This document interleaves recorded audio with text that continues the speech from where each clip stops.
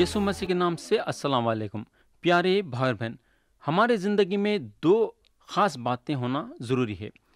पहली बात ये कि हम यीशु मसीह पे ईमान लाना, और दूसरी बात ये कि हम मसीह के बारे में दूसरों को बताना। आप लोगों को याद होगा कि गए सो वक्त हम यूहन्ना की इंजिल बाब 19 और उसकी आयत 28 से गौर करना शुरू करे थे, और हम बाब 19 को ख़त्म करके बाब 20 उठाए थे और उसकी सिर्फ पहली आयत पे गौर करे थे। आज मैं फिर से एक मर्तबा आयत 1 पे गौर करना चाहूँगा। आयत 1 में लिखा हुआ है, हफ्ते के पहले दिन मरियम मगदलिनी ऐसे तड़के की अभी अंधेरा ही था, खबर पर आई और पत्थर को खबर से हटा हुआ देखा। तो मेरे दोस्त, मरियम मगदलिनी वो औरत थे जिसमें से मसीह 7 बदरों को निकाले थे। हमको मालूम होना चाहिए कि जब मसीह के सामने बदरुएं आती थीं तो उनके सामने झुक जाती थीं और उनके हुक्मों पे अमल करती थी। तो ये मरियम मगदलिनी 7 बदरों का शिकार हो गई थी, मगर मसीह मरियम को ये बदरों से छुटकारा दिलाए और ये मरियम मसीह के खबर पे आई। या अगर हम गौर करेंगे तो मसीह के शागिर्दां उनके खबर के पास नहीं आए, मगर ये औरत आई। जब मसीह मर गए थे तो उनके लाश को दफनाने के लिए शागिर्द नहीं आए, बल्कि अरमतिया के यूसुफ और निकोदेमस आए। बोलने का मतलब यह है कि मसीह के शागिर्दां ईमान में काफ़ी कमज़ोर पड़ गए थे, और ये दो वाक़यों के ज़रिए से ये पता चलता है कि मसीह के शागिर्दों की दिलचस्पी मसीह से ख़त्म हो गई थी। उन लोगों के दिल में यहूदियों के बुजुर्गों के लिए डर पैदा हो गया था। ऐसा देखा गया तो मरियम मगदलिनी भी बुजुर्गों के डर से खबर पे नहीं आना था, मगर मरियम मगदलिनी इसलिए आए, कई को बोले तो उनकी मोहब्बत मसीह से बेइंतहा थी। आयत 2 में लिखा हुआ है, पस वो शमौन पतरस और उस दूसरे शागिर्द के पास जिसे यीशु अजीज रखता था दौड़ी हुई गई और उनसे कहा कि खुदावंद को खबर से निकाल ले गए और हमें मालूम नहीं कि उसे कहाँ रख दिया।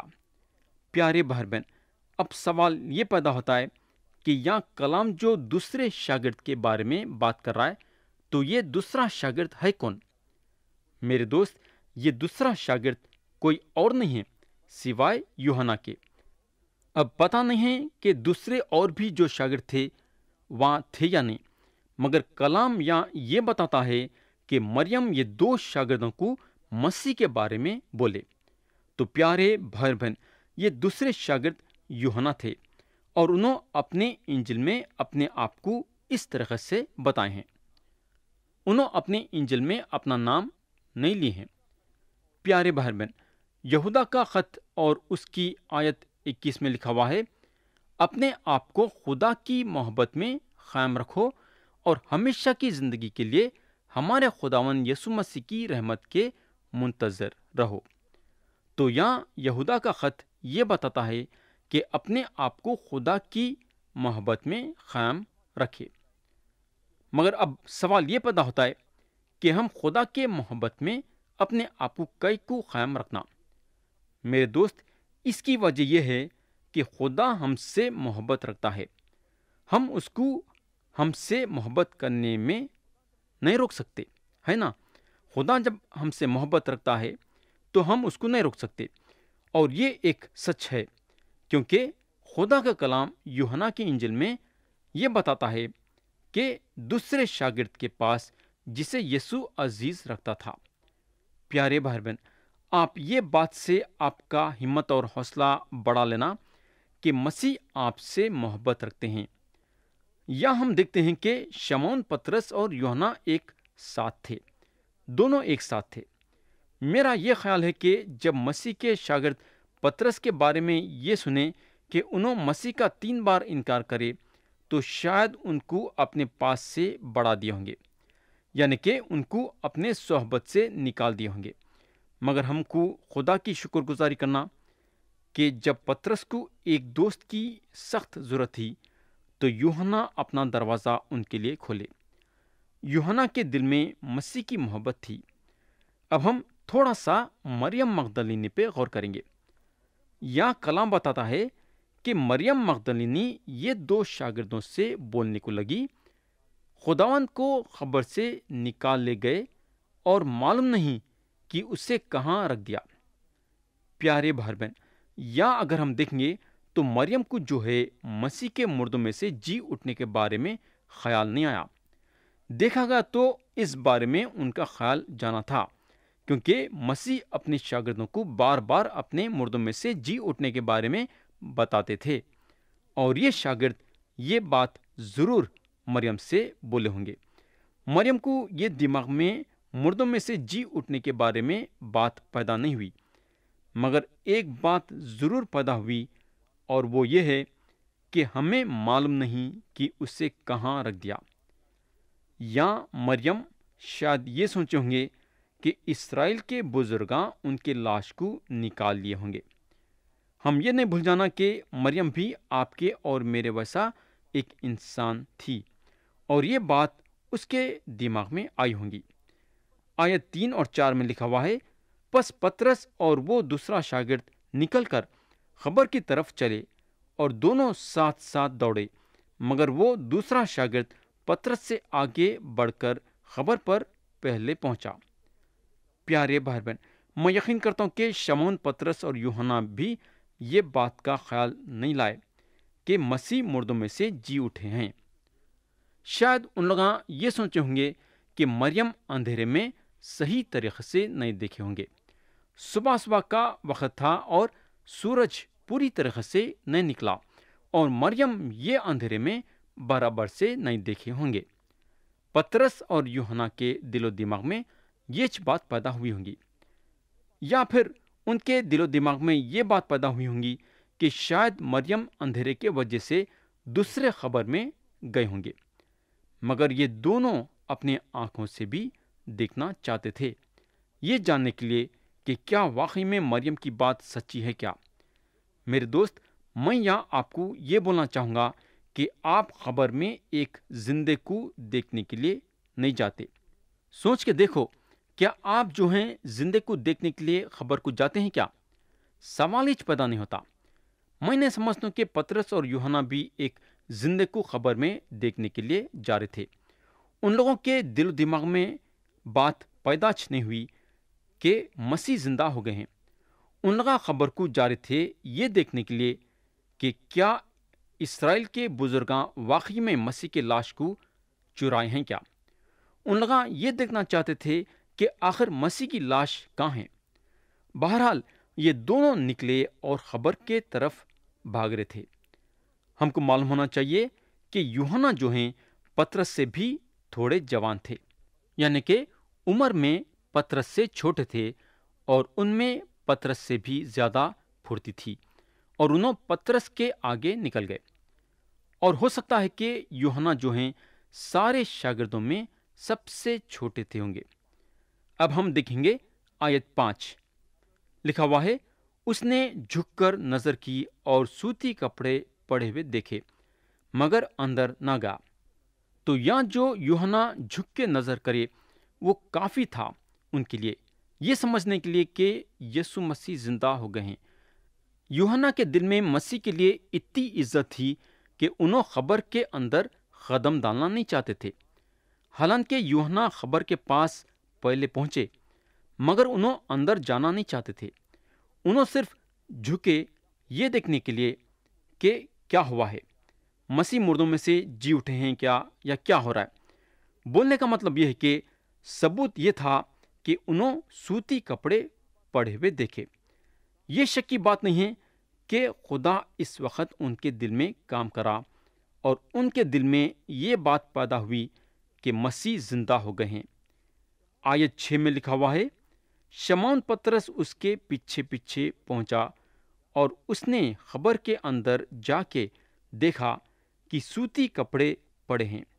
تو پیارے بھائی بہن، پترس ہانپ لیتے ہوئے آئے، اور انہوں یوحنا کے ویسا جھک کے نہیں دیکھے، بلکہ سیدھے خبر کے اندر داخل ہو گئے۔ ایک شاگرد جھک کے دیکھا اور ایک شاگرد خبر کے اندر داخل ہوگا۔ تو یہاں پترس جو ہیں یوحنا کے ویسا سوتی کپڑوں کو پڑے ہوئے دیکھے۔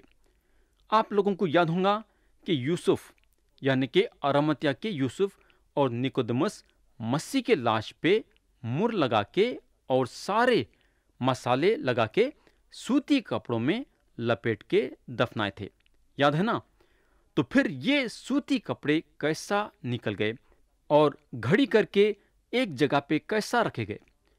یہ لاش تو یہ کام نہیں کر سکتی ہے نا میرے بھائی؟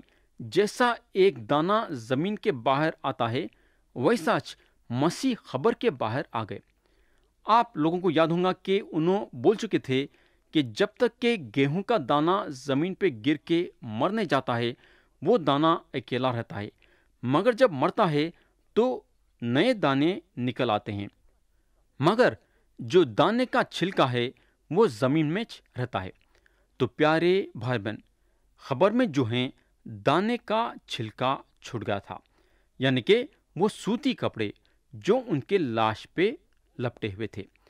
تو مسیح وہ چھلکے میں نہیں تھے بلکہ باہر آ گئے تھے، انہوں زندہ ہو گئے تھے۔ آپ لوگوں کو یہ بات بھی یاد ہوگی کہ جب مسیح جو ہیں لازر کو زندہ کرے اور لازر کو باہر آنے کے لیے بولے تو وہ کفن کے کپڑوں سے باہر آئے اور مسیح بولنے کو لگے کہ لازر کے کپڑے نکال دیو۔ لازر جو ہیں اپنے پرانے جسم میں باہر آئے اور ان کے جسم پہ پرانے خبر کے کپڑے تھے، یعنی کہ لازر کے جسم کو پھر مرنا تھا۔ مگر ہم کو معلوم ہونا چاہیے کہ مسیح ایک نئے جلالی جسم میں باہر آئے، ایک ایسا جلالی بدن جس کی موت کبھی نہیں ہو سکتی۔ تو یہ ہے مردوں میں سے جی اٹھنے والی بات۔ مگر اب سوال یہ پیدا ہوتا ہے کہ یہ دو شاگرد تو آ کے دیکھے، مگر یہودا اسکریوتی کو چھوڑ کے ان کے اور بھی شاگرد تھے، وہ شاگرد پھر کہاں تھے؟ میرا خیال یہ ہے کہ ان لوگاں اپنے اپنے کاموں میں مصروف ہو گئے ہوں گے۔ ان لوگاں یہ سوچے ہوں گے کہ ہمارے استاد تو ختم ہو گئے ہیں، اب ہمارا کام پہ چڑھنا بہتر ہے۔ آیت 7 اور 8 میں لکھا ہوا ہے، اور وہ رومال جو اس کے سر سے باندھا ہوا تھا سوتی کپڑوں کے ساتھ نہیں بلکہ لپٹا ہوا ایک جگہ الگ پڑا ہے۔ اس پر دوسرا شاگرد بھی جو پہلے خبر پر آیا تھا اندر گیا اور اس نے دیکھ کر یقین کیا۔ تو پیارے بھائی بہن، ہو سکتا ہے کہ یوحنا جو ہیں پترس کا انتظار کر رہے تھے ہوں گے، لیکن جب پترس باہر نہیں آ رہے تھے تو یوحنا شاید دیکھنا چاہتے تھے کہ آخر پترس خبر کے اندر کیا کر رہے ہیں۔ یوحنا اندر آنے کے بعد پھر سے نظر کرے اور وہ ساری چیزوں کو دیکھے اور ایمان لائے کہ مسیح مردوں میں سے جی اٹھے ہیں۔ پیارے بھائی بہن، آپ سوچ سکتے کہ وہ خبر کا کیسا نظارہ تھا ہوگا۔ ایک لاش رکھی ہوئی تھی اور پھر وہ لاش ایک دم سے غائب ہو جانا۔ میں یقین کرتا ہوں کہ پترس اور یوحنا خدا کے موجودگی کو وہ خبر میں محسوس کرے ہوں گے۔ میرے بھائی، مسیح جو بات بول دیے تھے اس بات کو پوری بھی کرے۔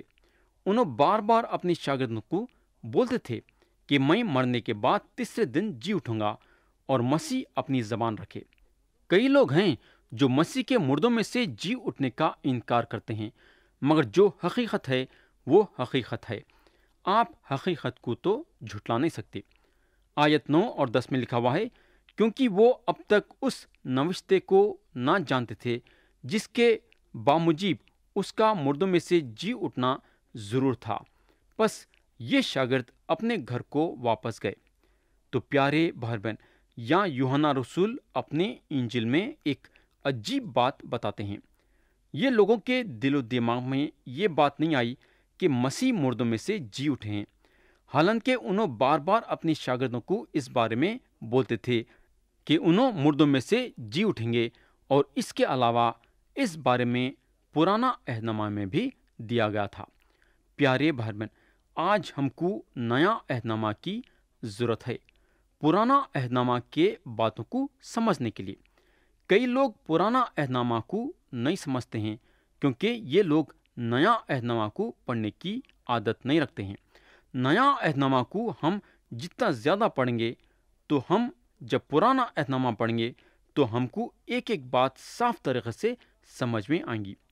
ये होगा, अब हम कलाम के वो हिस्से पे आएंगे जहाँ यीशु मसीह अपने आप को मरियम पे जाहिर होते हैं। हम पढ़ेंगे आयत 11 और 12, लिखा हुआ है, लेकिन मरियम बाहर खबर के पास खड़ी रोती रही, और जब रोते रोते खबर की तरफ झुक के अंदर नजर की तो दो फरिश्तों को सफेद पोशाक पहने हुए, एक को सिरहाने और दूसरे को पैंती बैठे देखा जहां यीशु की लाश पड़ी थी। तो यह कलाम बताता है कि मरियम जो है खबर के बाहर खड़े होके रो रहे थे। प्यारे भाई बहन, हो सकता है कि जब मरियम जाके मसीह के बारे में पतरस और यूहन्ना को बोले और उन लोग दौड़ते हुए आए तो मरियम भी उनके पीछे आए होंगे, मगर क्योंकि उन्होंने एक औरत थे तो पतरस और यूहन्ना के वैसा दौड़ नहीं सके, तो काफी देर के बाद आए होंगे। और जब ये दोनों खबर के बाहर निकले तो उस वक्त मरियम खबर के बाहर रोते हुए खड़े थे। यहाँ एक बात यह गौर करने की है कि ये दो शागिर्द खबर पे आए और खबर में देखे और चले गए। कहाँ गए मेरे भाई, और कहाँ जा सकते? ये लोग जो हैं घर को गए, मगर मरियम भी आई और देखी, मगर वहाँ खड़ी रही। मेरा ख्याल यह है कि अगर यूहन्ना और पतरस वहाँ खड़े होते और थोड़ी देर के लिए इंतजार करते तो मसीह उस वक्त उन पे जाहिर होते थे, उस वक्त उन लोगों को दिखाई देते थे। मगर चले जाने के वजह से उस वक्त मसीह का दीदार नहीं करे, मगर क्योंकि मरियम वहाँ थे तो उनको मसीह का दीदार हासिल हुआ।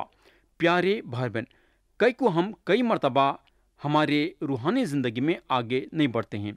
इसकी वजह यह है कि हम मसीह का इंतज़ार करना नहीं चाहते। इंतज़ार में हमको कामयाबी है। तो हम ये बात ज़रूर याद रखना कि हमको मसीह का इंतज़ार करना है। तो यहाँ जब मरियम अंदर गए तो क्या देखते हैं कि दो फरिश्ते सफ़ेद कपड़े पहने हुए थे, और एक सिराने के तरफ बैठा था और एक पैंती के तरफ बैठा था। अब हम देखेंगे कि ये फरिश्ते मरियम से क्या बोलते हैं। आयत 13 में लिखा हुआ है, उन्होंने उससे कहा, ऐ औरत, तू क्यों रोती है? उसने उनसे कहा, इसलिए कि मेरे खुदावंत को उठा ले गए और मालूम नहीं कि उसे कहाँ रखा। तो जब मरियम बाहर खड़े थे, यानी कि जब खबर के बाहर खड़े थे तो रो रहे थे, और जब खबर के अंदर आए तो रो रहे थे, और उनका रोना जारी था। और फरिश्ते उनको पूछने लगे कि कई को रो रही। और अगर हम आयत 15 देखेंगे तो मसीह भी मरियम से पूछते हैं कि तू क्यों रोती है। प्यारे भाई बहन, हम मुर्दों के लिए रोना चाहिए, मगर जिंदों के लिए नहीं। मरियम मसीह पे इसलिए रो रहे थे, कई को बोले तो उन्होंने मसीह को मुर्दा समझ रहे थे। उनके दिलो दिमाग में ये बात नहीं आई कि उन्होंने जिंदा हो गए हैं। प्यारे भाई बहन, बाज़ी वक़्त खुदा के बातों को समझना बहुत मुश्किल हो जाता है।